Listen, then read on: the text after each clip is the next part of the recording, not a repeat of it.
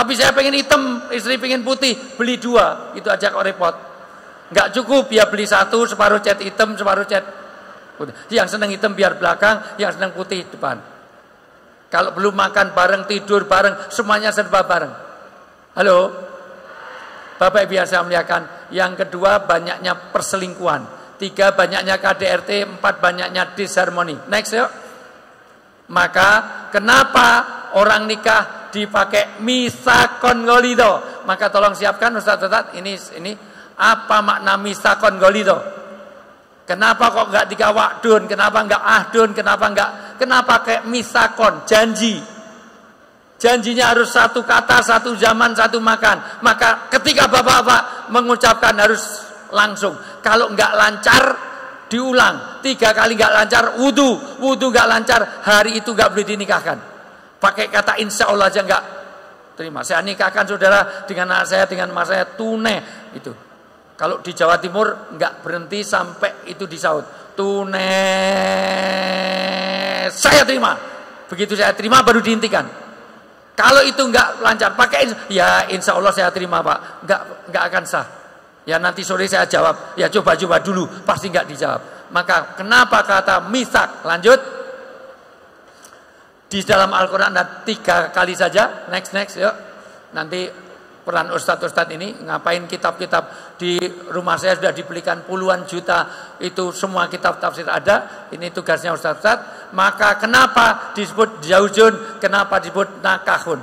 Nikah itu angkatuka wa zawastuka. Ada 2 ini. Sering orang udah nikah tapi tidak bisa memaknai nakaka dan zaujun, tidak saling melengkapi, tidak ini. Next yuk. Terus maka nikah itu seperti sepatu, tidak pernah saling menginjak, walaupun beda tapi satu tujuan. Sepatu itu sejalan sampai tua. Sepatu itu karangan saya sendiri. Next yuk.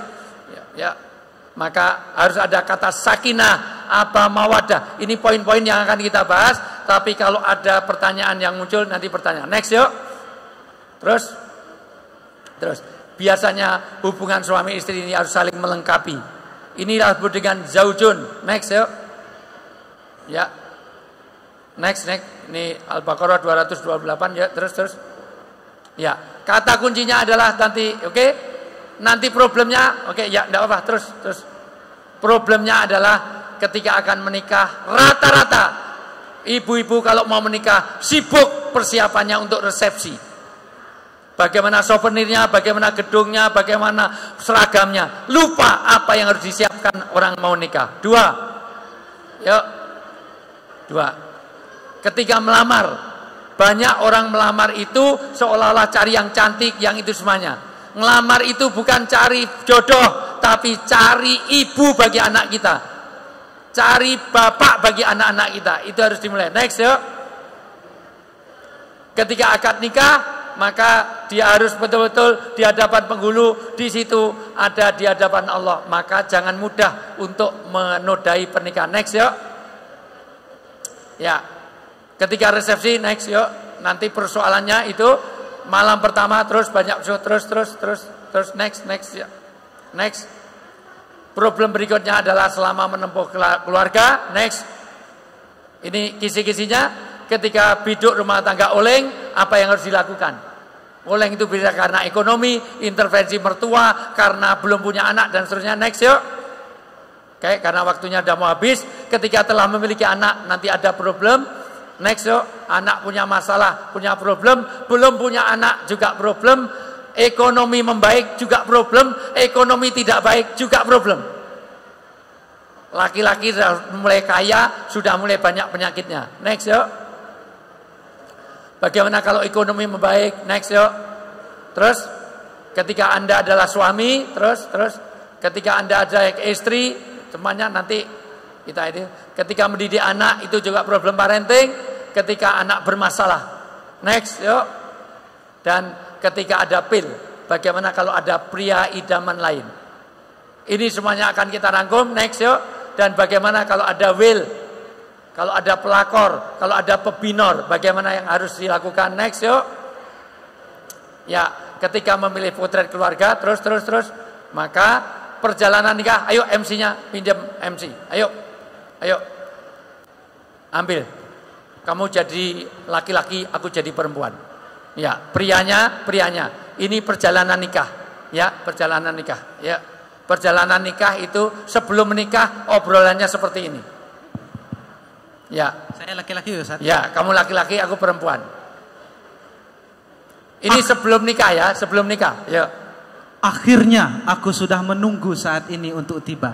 Ya. Apakah kau rela kalau aku pergi? Tentu tidak. Jangan pernah kau berpikir seperti itu. Apakah kamu mencintaiku? Tentu selamanya akan tetap begitu. Apakah kau selingkuh? Tidak, aku tak pernah melakukan hal seburuk itu. Maukah kau menciumku? Oke, ya. Sayangku. Tapi kalau udah 5 tahun menikah, dari bawah ke atas. Sayangku. Aku wanitanya. Kebiasaan, Ustaz. Ya.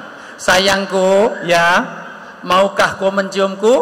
Tidak, aku tak akan pernah melakukan hal buruk itu. Apakah kau pernah selingkuh? Tentu, selamanya akan tetap begitu. Apakah kamu mencintaiku? Tentu tidak. Jangan pernah kau berpikir seperti itu. Apakah kau rela kalau aku pergi? Akhirnya, aku sudah menunggu saat ini tiba. Perjalanan biasanya seperti itu. Maka perjalanan nikah di era milenial, yang pertama menikah, tahun pertama nikah, yang banyak omong adalah ibu-ibu, yang banyak dengarkan bapak-bapak. Antar sana, antar sini, beli ini itu. Tapi kalau udah 3, 4, 5 tahun menikah, yang banyak ngomong adalah bapak-bapak, yang dengarkan ibu-ibu. Keroki sana, keroki sini, bikinkan ini, bikinkan itu, bikinkan kopi. Tapi kalau sudah 5 tahun menikah, 10 tahun menikah, dua-duanya ngomong, yang dengarkan tetangga. Kalau udah 20 tahun menikah, dua-duanya ngomong, yang dengarkan pengadilan agama. Dok bilahi taufik maka mohon maaf, pernikahan yang tangguh bagaimana? Ini kita akan lebih banyak sharing saja, karena mohon maaf, pernikahan di zaman now itu banyak gangguannya. Satu, banyaknya orang yang tidak bisa mempertahankan karena tidak bisa mempertahankan komitmen. Sayang, memang waktu saya hanya untuk mengantarkan, terlalu banyak yang harus saya sampaikan. Klik yuk, next yuk. Next yuk. Ya, terus penyebabnya ini lebih banyak, atau coba dari awal, next, sebelumnya. Biasanya adalah, tolong bacakan saya situ biar ini penyebabnya ya. Ini 8 yang tidak harmonis biasanya. Yuk bacain. 1, faktor ekonomi. Ya, terus kurangnya komunikasi. Kurang komunikasi. Ya. Kurangnya rasa perhatian. Ya. Lebih mementingkan pekerjaan. Biasanya sibuk dengan kerjaannya. Terus kurangnya keterbukaan. Kurang terbuka. Ya. Perbedaan prinsip. Beda prinsip. Terus sering membuat keputusan tanpa berdiskusi. Tidak ada musyawarah. Bu, suami maunya baik, istri maunya baik, nggak akan jadi. Suami punya motor banyak kempes, kemana-mana naik angkot. Ibu-ibu punya anting hilang 1 karena dicopet orang. Dua-duanya maunya baik, tapi nggak pernah musyawarah. Kata suami, daripada saya punya motor nggak kuat beli ban, mending motor saya jual, saya belikan anting 1. Jadi antingnya istri jadi 2. Bagus nggak niatnya? Bagus, tapi nggak musyawarah.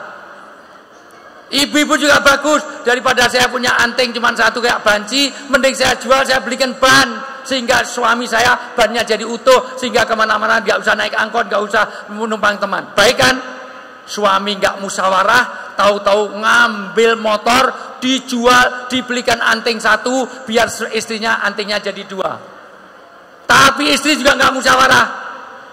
Pergi ke pasar, daripada saya punya anting 1, mending saya jual, saya belikan ban motor. Dua-duanya nggak musyawarah. 1 jual anting, belikan ban, yang 1 jual motor, belikan anting. Sampai sore hari, Mas, mulai besok nggak usah ke pasar, nggak usah ke mana-mana, pokoknya pakai motor. Kenapa? Udah saya belikan ban. Oh dek, motornya saya jual, saya belikan anting. Ya udah kamu pakai anting sama kalung ban. Saya tanya, maksudnya suami baik, maksudnya itu, maka wasawirhum bainahum, supaya kita ada musyawarah. Untuk itu 20 menit sudah saya antarkan lebih. Barangkali ada yang perlu disampaikan. Kalau ada yang aktual dari sini, silahkan tunjuk jari apapun masalahnya. Dari mulai pupung ada suami di sini, biar ternasihati oleh para ustadz itu. Silahkan kalau ada yang mau menyampaikan permasalahan, curhat, di inisial juga nggak apa-apa. Kalau nggak ada, akan ada keterangan-keterangan dari para asatid kaitan dengan zaujun, kaitannya hunna libasul lakum. Kenapa kok suami itu pakaian? Kenapa istri itu pakaian? Ada yang mau menyampaikan? Silakan. Dipersilakan. Oke, bismillahirrahmanirrahim. Assalamualaikum warahmatullahi wabarakatuh. Waalaikumsalam warahmatullahi wabarakatuh. Alhamdulillah, Ustadz, saya baru punya anak usia sekarang sekitar 5 bulan. 5 bulan ya. Nah, yang pengen saya tanyakan, dengan perkembangan zaman yang seperti ini, kita kan diskusinya tentang keluarga milenial. Betul. Nah, penggunaan gadget, game online, dan lain sebagainya di kalangan anak-anak itu masih menjadi pro kontra antara orang-orang tua. Apakah kita memfasilitasi dia untuk bisa menggunakan HP-nya atau alat-alat elektronik, atau kita menahan dulu sampai di usia berapa? Nah, itu menurut pandangan Ustadz yang baik itu seperti apa? Ketika zaman sudah berkembang seperti ini, di dunia pun anak-anak TK itu sudah diajari coding, anak-anak SD sudah diajari cara membuat aplikasi, membuat game. Tapi di Indonesia masih menjadi pro kontra. Nah, sebaiknya kita itu bersikap seperti apa sebagai orang tua? Matur suwun, terima kasih Bapak. Sebetulnya problem itu bukan pada anak kecil saya, kepada suami istri juga begitu. Suami sekarang ini, mohon maaf, istri sekarang ini, mohon maaf, sudah di dalam tidur saja, di dalam selimut, wajahnya memancarkan nur, bercahaya dan berselimut di dalam selimut. Bukan wajahnya glowing, tapi mainan handphone. Dan anak-anak sekarang lebih taat kepada handphone daripada kepada orang tuanya, betul? Dipanggil orang tuanya 5 kali nggak datang, handphonenya berdering langsung lari. Kalau ada anak-anak di antara jamaah seperti itu, kalau minta uang jangan dikasih, suruh minta kepada handphone, karena kamu lebih taat kepada handphone, kamu lebih mengutamakan handphone, kamu lahirnya dari handphone, handphone tuh hamil terus keluar kamu, maka wajahmu kayak kipet. Untuk itu bagaimana sebaiknya anak itu harus diberikan? Silahkan dari para asatid. Baik, terima kasih Ustaz Jayanto waktunya. Secara umum ya Bapak Ibu sekalian, bahwa itu problem di era milenial, masalah gadget. Tentunya Bapak Ibu sekalian tahu efek buruk yang menimpa anak-anak yang masih balita khususnya terhadap problem gadget. Terakhir saya lihat di Facebook itu sampai matanya bisa bengkak karena seringnya menggunakan gadget. Ala kulli hal, Bill Gates saja yang menemukan komputer ya, Microsoft itu saja melarang anaknya untuk menggunakan komputer di usia dini sampai pada usia 17. Tentunya iklan-iklan sosial seperti banyak sekali ya. Dan inilah yang menjadi rapuhnya pendidikan dalam rumah tangga. Karena apa? Kita sudah meninggalkan Nabi Muhammad SAW dalam mendidik putra-putrinya. Rasulullah SAW dengan tegas dalam hadisnya mengatakan, alimu auladakum bis-shalah wa hum sab'a sinin. Ajari anak kalian sholat sedang mereka dalam usia 7 tahun. Wadribuhum wa hum sab'abnaul asar. Dan pukullah mereka sedang mereka dalam usia 10. Bapak Ibu sekalian, memukul itu bukan solusi. Dan kita ingat, anak 7 tahun itu belum balik. Balik secara umum kalau laki-laki 13, kalau laki-laki secara umum 14, perempuan 13. Tapi kita suruh ngajari anak itu dari usia 7. 10 belum sholat suruh mukul, suruh ngajari secara tegas. Itu kalau orang tua tidak memberikan perhatian menit per menit, hari per hari, maka gagal orang tua akan mendidik putra-putrinya untuk bisa sholat. Tentunya perkara ini, sebagian ulama berpendapat tidak hanya masalah sholat, demikian juga permasalahan membaca Al-Quran, permasalahan-permasalahan agama, permasalahan dasar-dasar agama, sehingga anak ketika balik sudah tahu tentang agama, sudah tahu apa yang diwajibkan.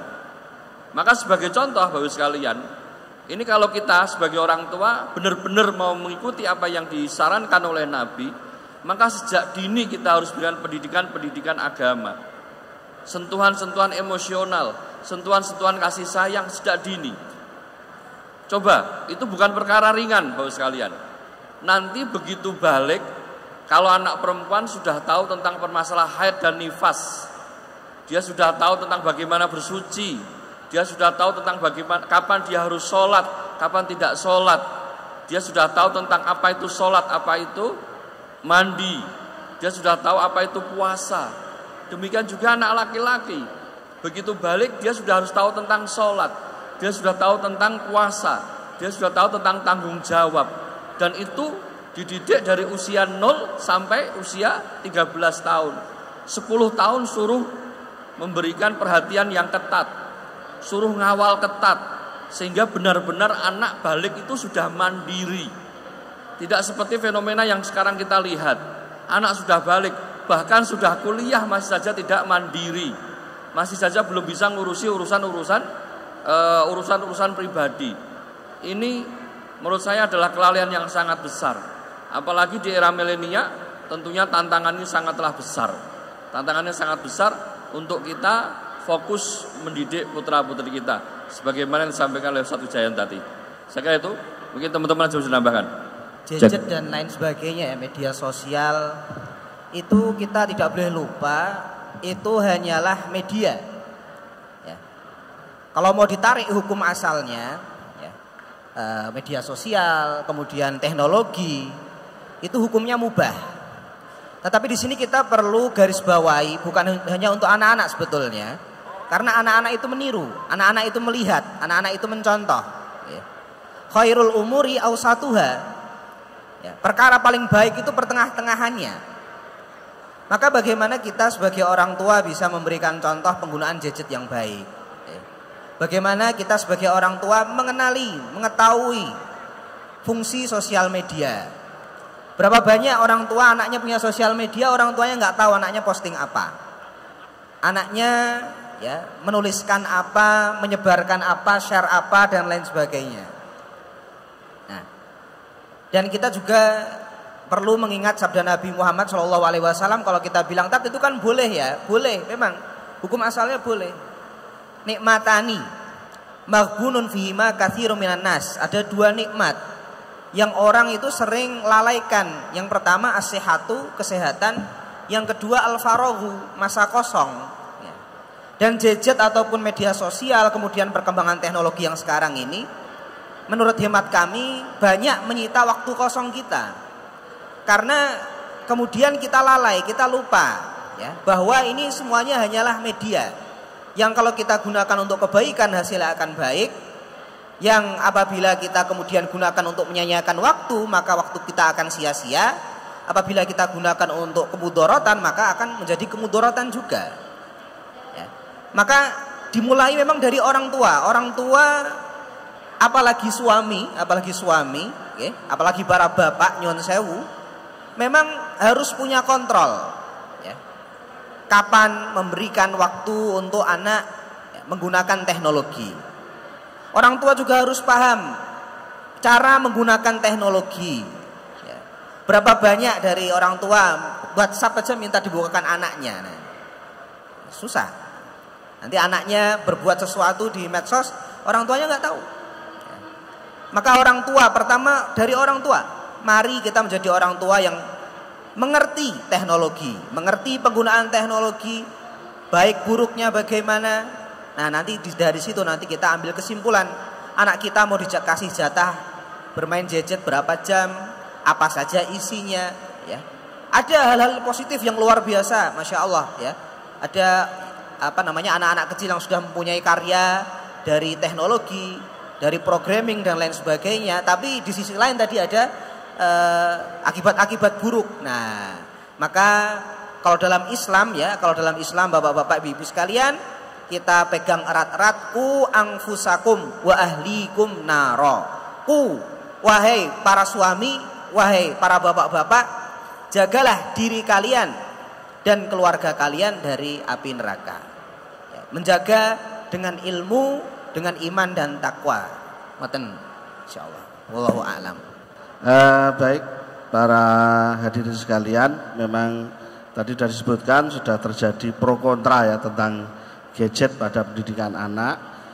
Akan tetapi para pakar pendidikan Islam berdasarkan hadis yang tadi dibacakan oleh Ustadz Sigit lebih melihat adanya banyak madorot terhadap pemakaian gadget di usia anak-anak, utamanya adalah usia di bawah 5 tahun. Ini tidak ada toleransi bagi para pakar pendidikan Islam untuk anak usia 1 sampai usia di bawah 5 tahun itu memakai gadget. Ini nggak ada toleransi sama sekali, karena berdasarkan penelitian para pakar pendidikan ada 4 yang paling berbahaya ya dari pemakaian gadget di usia dini. Yang pertama adalah dia menjadi anak yang kurang kritis dan kurang kreatif ya. Karena sehari-hari sudah dilayani oleh gadget. Apa yang menjadi kesenangannya sudah tersedia pada gadget. Apa yang dia butuhkan ada pada gadget ya. Sampai tadi Ustadz Wijayanto nek njaluk sangu karo gadget gitu. Kemudian yang kedua yang berbahaya adalah dia menjadi berkurang daya konsentrasinya. Dia akan menjadi anak yang daya konsentrasinya sangat singkat ya. Sehingga ini akan sangat membahayakan ketika dia duduk di bangku di bangku pendidikan ya, yang mana mungkin di situ penyampai materinya adalah seorang guru, ustadz atau ustadzah ya, itu menjadi kurang menarik ya, sehingga dia mudah terganggu konsentrasinya, cepat hilang fokus gitu ya. Jadi setiap mengerjakan sesuatu dia tetap cepat hilang fokus karena ingat akan gadget. Kemudian yang sangat berbahaya juga yang ketiga adalah dia akan menjadi orang yang antisosial ya.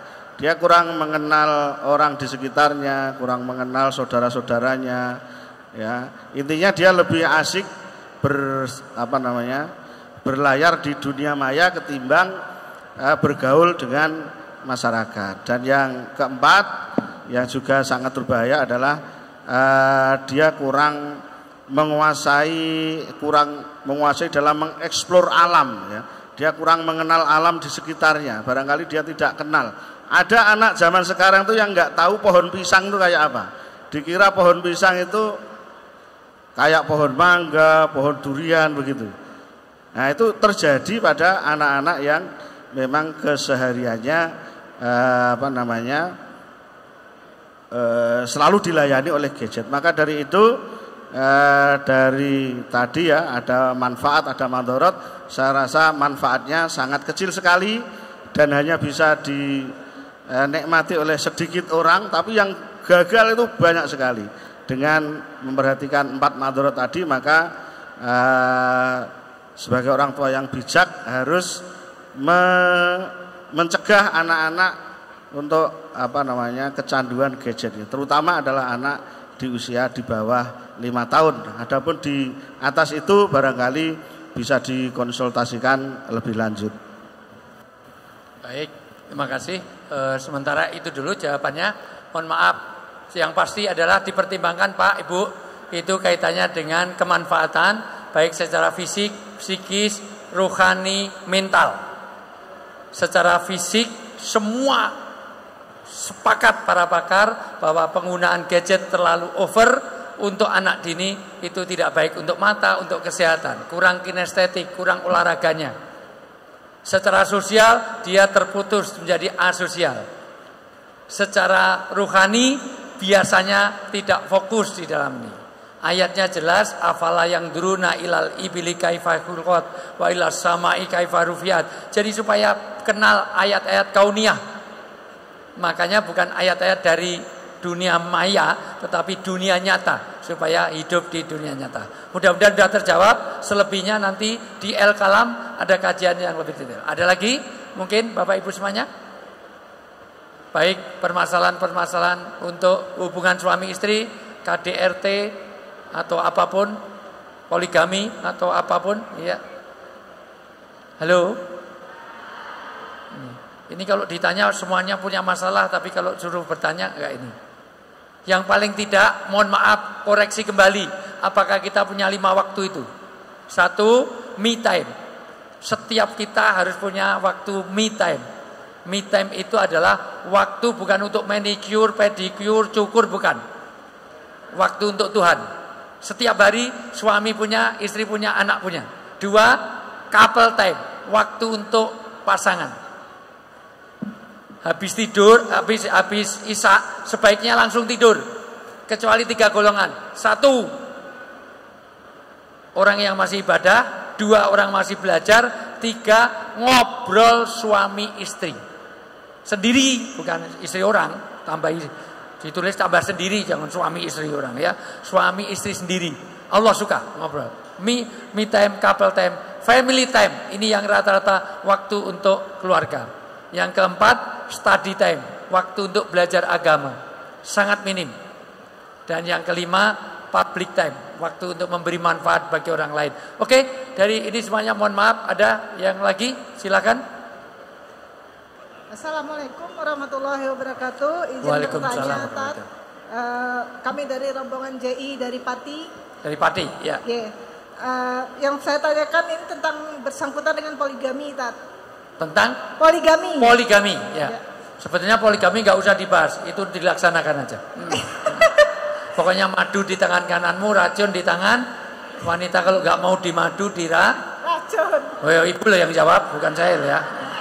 Udah ya, bagus. Begini Ya. Tat, saya mau bertanya, adakah syarat awal berpoligami? Ya. Karena sekarang kebanyakan orang berpoligami, terutama laki-laki atau bapak-bapak yang berpoligami itu awalnya main belakang baru memutuskan poligami. Jadi sudah istilahnya selingkuh dulu, setelah ketahuan oleh istrinya ataupun keluarganya baru mengatakan saya mau berpoligami. Itu syaratnya seperti apa, Tat? Baik. Kan kasihan untuk istri yang pertama. Betul. Tidak tahu akhirnya harus menerima keadaan yang terjadi. Betul. Seperti itu, Tat, yang sekarang Ya. terutama di Indonesia kita. Dan sering kalau nikah lagi cari yang lebih muda, lebih Ya, cantik, betul. lebih Betul. bahenol, lebih seksi, nikahnya sembunyi-sembunyi Ya, tanpa betul. diketahui istri, Betul, nikahnya Tat. secara siri, betul? Betul, Tat. Itu banyak Kira-kira terjadi. kalau gitu itu dorongannya syariat atau syahwat? Syahwat. Jangan ibu yang jawab. Yang lakukan laki-laki, ibu yang jawab. Itu menuduh. Ya, Tapi itu memang laki-laki suka egois, Bu. Suka cari menang sendiri, betul, Bu? Suka merasa super, betul. Makanya Pak. saya nggak suka sama laki-laki sampai hari ini, Bu. Tapi bagus supaya poligami. Sebetulnya dalam Islam boleh nggak sih poligami? Boleh. Jangan ditentang. Ya. Itu prinsip pertama. Tapi terkadang laki-laki ini untuk syarat awal dan syarat berpoligami tidak dipahami dengan baik, Iya. Tat. Hanya saja Harus pikirnya adil, Bu. berpoligami. Nggak, betul. Harus adil. Tapi taunya adil gimana kalau nggak dijalani dulu? Enggak harus adil. Mungkin itu Nggak. saja, Tat. Oke, Pertanyaan baik, saya. bagus. Ini Assalamualaikum warahmatullahi supaya wabarakatuh. ya, poligami itu boleh nggak dalam Islam? Tapi sebetulnya bagaimana? Silakan, ini urusan karena ini tidak ada yang punya pengalaman poligami semuanya nih. Ini minal khaifin, orang-orang penakut semuanya, ya. Wa in khiftum, kalau kamu takut silahkan poligami. Oke, kalau para ustadz yang lain belum, saya dulu ya. Oke. Baik bapak-bapak ibu sekalian. Oke, kalau tadi dari kasusnya ibu ya. Dan saya memang sangat menyayangkan sekali. Saya sangat menyayangkan sekali kenapa solusi poligami itu solusi untuk masalah masyarakat, solusi untuk masalah ekonomi, kemudian ternodai oleh, kalau kita bilang oknum, tapi hampir semuanya seperti itu.